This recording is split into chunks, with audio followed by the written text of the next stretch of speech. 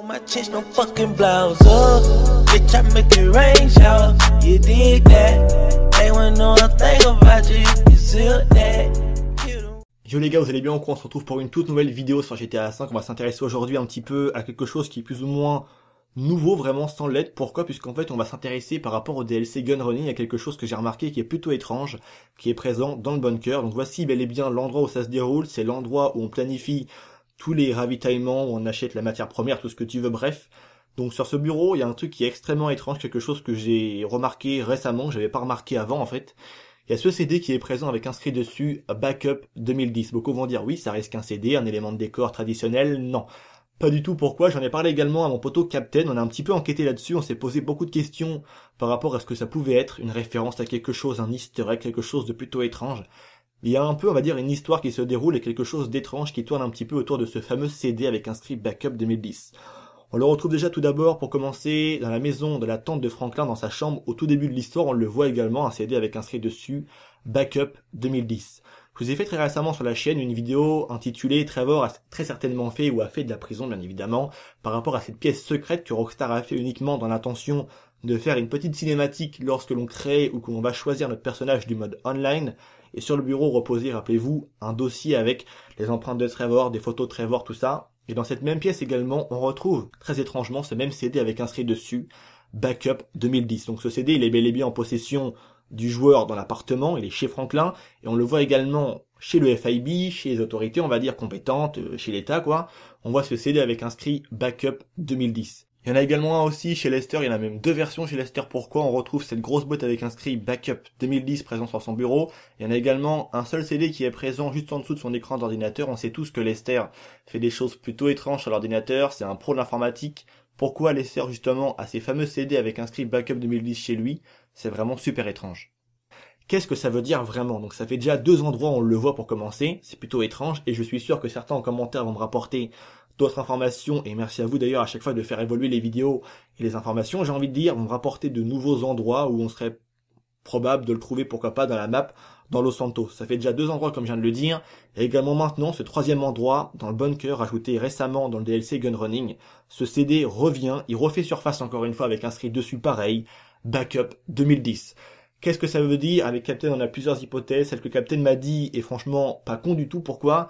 Comme vous le savez tous, par rapport au déroulement du mode multijoueur, il a bel et bien lieu avant ce que l'on connaît dans GTA V avec les trois protagonistes dans Los Santos. Ça se déroule en fait juste après la fin du prologue et juste avant en fait le début de l'histoire à Los Santos. Du coup, ce qui veut dire que c'est entre le prologue et le début vraiment de la vraie histoire entre guillemets dans GTA V. Du coup, est-ce que ça serait vraiment une indication par rapport au fait que Rockstar veut te dire que dans cette période 2010, il s'est passé vraiment quelque chose d'intéressant, puisque je crois que le prologue se déroule en 2004, si je dis pas vraiment de bêtises, mais je suis pas sûr de ce que je dis actuellement.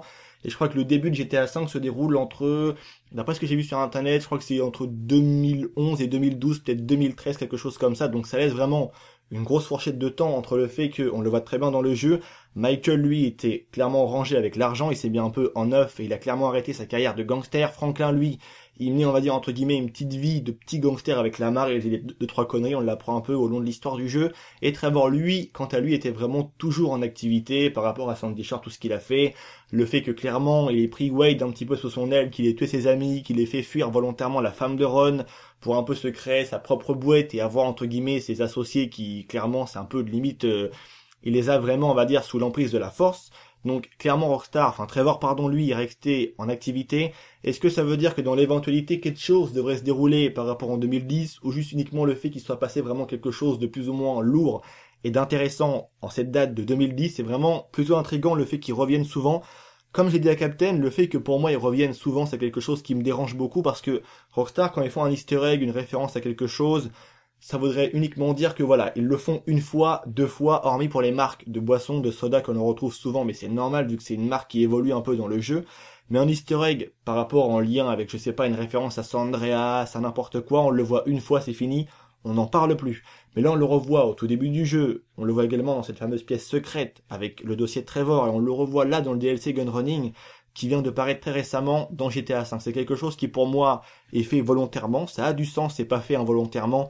Et clairement, si Rockstar aurait voulu juste mettre une boîte de CD comme ça, ils auraient clairement pas mis celui-ci avec inscrit dessus Backup 2010, qui revient trop souvent, comme je viens de le dire, bien évidemment. Donc j'attends vraiment votre avis par rapport à cela dans l'espace commentaire. J'ai fait quelques recherches, ça pourrait peut-être correspondre à une date de sortie d'un GTA. Également, je crois que Red Dead est sorti en 2010, si je dis pas trop de bêtises, on va dire, par rapport à mes souvenirs que j'ai en tête là. Mais je pense que, clairement, pour moi, c'est pas vraiment une référence par rapport à un ancien jeu. Je vois pas vraiment l'intérêt de mettre une date sur un CD.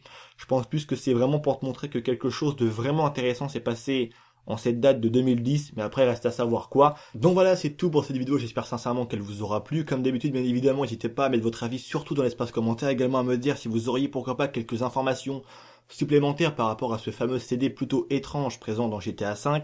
C'est toujours intéressant à savoir et il se peut que certains d'entre vous aient des informations complémentaires par rapport à cela, parce que c'est vrai que j'ai fait pas mal de recherches sur le net, j'ai clairement trouvé pas grand chose d'intéressant par rapport à cela.